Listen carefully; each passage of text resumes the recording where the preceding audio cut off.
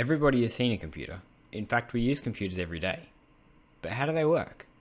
Every computer follows a simple series of events that helps make them useful. This starts with an input. An input is any information that goes into a computer. This might be the press of a key, a click of a button, a video from a camera, or even the temperature of a thermometer. Devices that provide information to a computer are called input devices.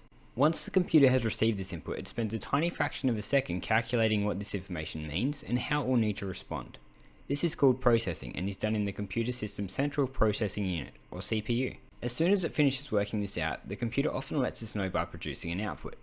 An output is a way for the computer to communicate with the outside world. This can include sounds, pictures on a screen, or even movement of a robotic part. Devices that a computer system uses to communicate are called output devices.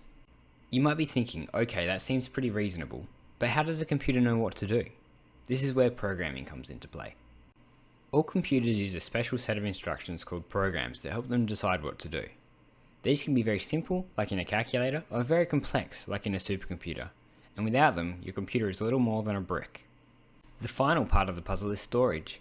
Storage is used to keep information for later use. Sometimes data must be saved to storage, and at other times it needs to be retrieved from storage.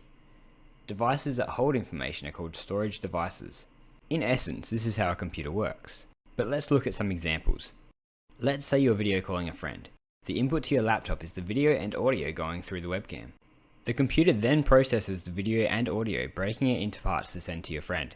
When it reaches your friend's computer, it's output onto their screen as video and through their speakers as audio. But wait, where did all these special effects come from?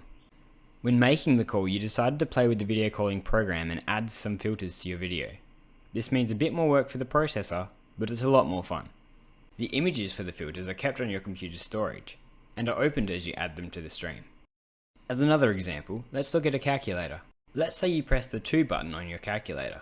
This is the input. The calculator spends a fraction of a second processing what it needs to do, then displays the number 2 on its screen as an output. If this seems a little complicated, you can think of it like this. Input is how a computer gets information from the world, allowing us to communicate with the computer. Processing is the computer calculating what it should do next. Output is the way the computer can communicate with the outside world, including us. Programming is the instructions given to a computer, so it knows how to process information. And storage is how a computer keeps information for later use. See if you can think of some examples of input, processing, and output.